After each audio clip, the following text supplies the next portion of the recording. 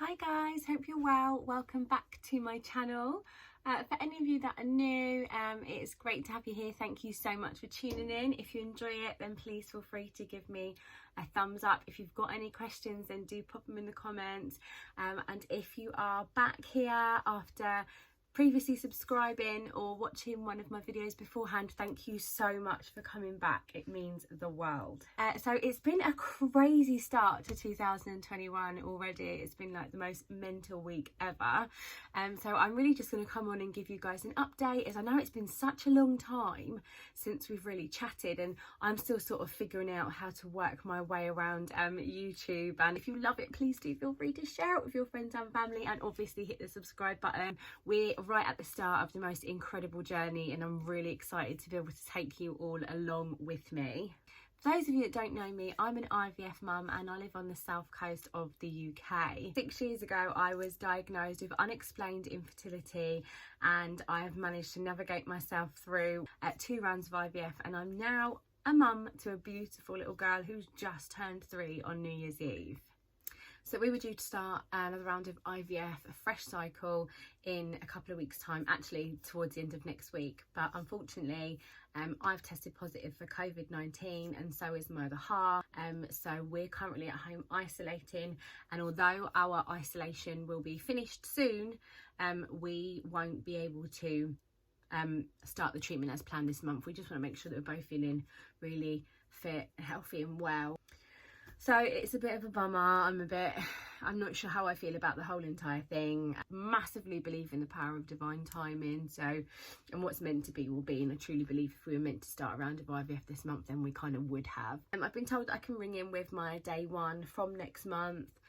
And I think that's probably what we'll go ahead and do, just checking in on seeing how we're feeling. I'm going to share with you some footage that I took at the hospital when I went for my hycosy.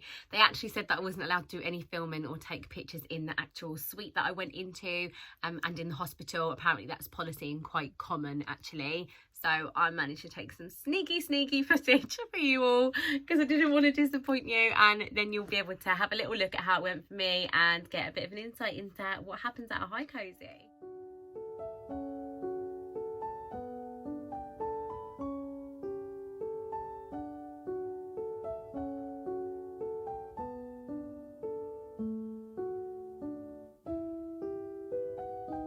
As it gets, they won't let me film. She was quite grumpy about me asking, so I'm really sorry. I'll fill you all in after, but yeah, she won't let me film. So you can look at the toilet and stuff. One of these sexy gowns on, nudie from the waist down, and then I'll let you know what happens after. It was pretty tricky. They really struggled to find my cervix, but I remember when I was having Layla that it was really far back, so I had to have like a couple of different speculum tubes, which is like a long thing. And then a metal one, and actually my fertility consultant came in, they called her in. The ladies were amazing. I felt a bit giddy afterwards because it's quite warm in the room, and it just forces on like some cramping. But I'm all right now. I'm going to get myself dressed and let these ladies have their room back.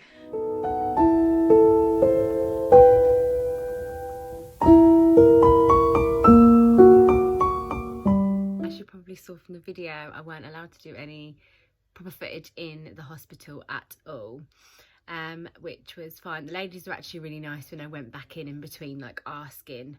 I think it's just in case anybody probably tries to sue the NHS, but they were absolutely amazing. I love my hospital that I'm at, and that's the same hospital that we go to for our fertility treatment, and they're just absolutely incredible. A hycosy is when you sort of have some dye inserted into your fallopian tubes, and it's shot the whole way through, and it's viewed by a sonographer on an ultrasound, and they're basically checking for any blockages in your tubes, which could obviously prevent you from getting pregnant, because it can affect you ovulating, and obviously your eggs, when they're released, moving through the tubes, and then sperm cells being able to reach the eggs. I was made aware that it could be a little bit uncomfortable, and you could take paracetamol before you went if you wanted to.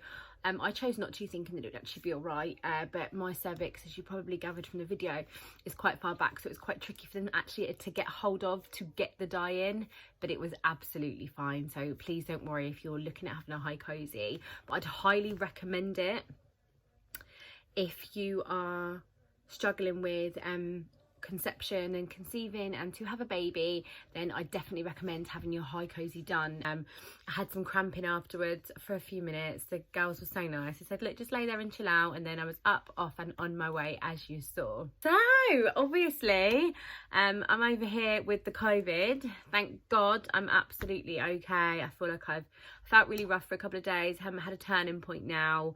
So I'm just really looking at getting better, sort of building up that immune system, making sure that we're both feeling fit, strong and healthy for when we decide to start our fertility treatment, which could potentially be next month if we're feeling up to it.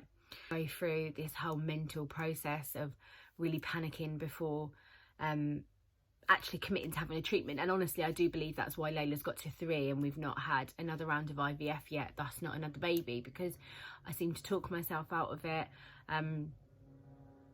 Anyone who's going through fertility struggles will understand what I say when I say this.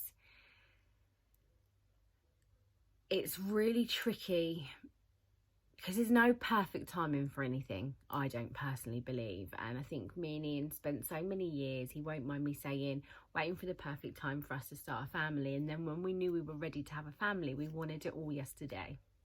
And that's obviously when we realised after a while that we weren't falling pregnant naturally, and something obviously wasn't quite right. And we still don't know what that is. But it's really difficult, especially with a toddler or a baby already, to take that amount of money and say, I'm going to go and have some IVF. I'm going to pump myself full of all these medicines, which you will see.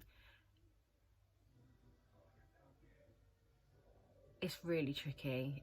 They certainly made me a different person. It affected my mood massively, how I felt my self-esteem.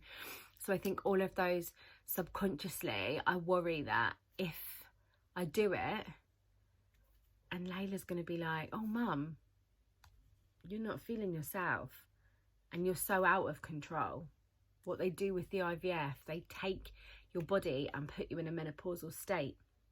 They downregulate you completely, so your body doesn't work. So they can take control over your body and make you ovulate at the right time, the right place where it should be in the cycle. It is incredible what they do. But I still remember the raw, crazy and emotion that I felt when I was going through it. Sorry, I wasn't planning on having a tear then. And sometimes it just worries me that if I'm halfway in and I feel as unhinged as I did the first time round, I've got a little girl watching my every single move and feeding off my energy. And then I've got a little girl that really wants a brother or sister.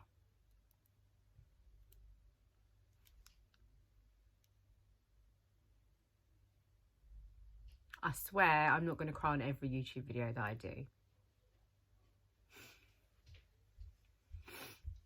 Oh, she always knows when I'm crying. She's coming.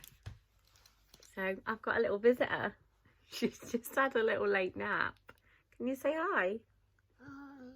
Hi. What's your name? Layla. Layla. And how old are you, Layla? 2. No, how old are you now? The camera. I was just telling everybody that you would really like a baby brother or sister, wouldn't you? And we're going to ask Santa, I think. So yeah, that's the predicament that we're in. That's the predicament that we're in. And so it's just hitting the button. I think when you decide to have a family or add another baby, it's just a case of we'll try and see what happens. Like this, everything is planned. Everything is planned to date. Like there's nothing left to the imagination.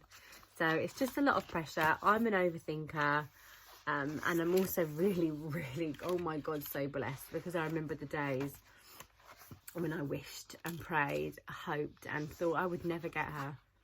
So I feel very lucky. Mummy's a lucky, isn't she, to have you? Except for when she wakes up in a bad mood and needs a nap. Say bye, everyone! Say bye! Bye. Can you blow kisses?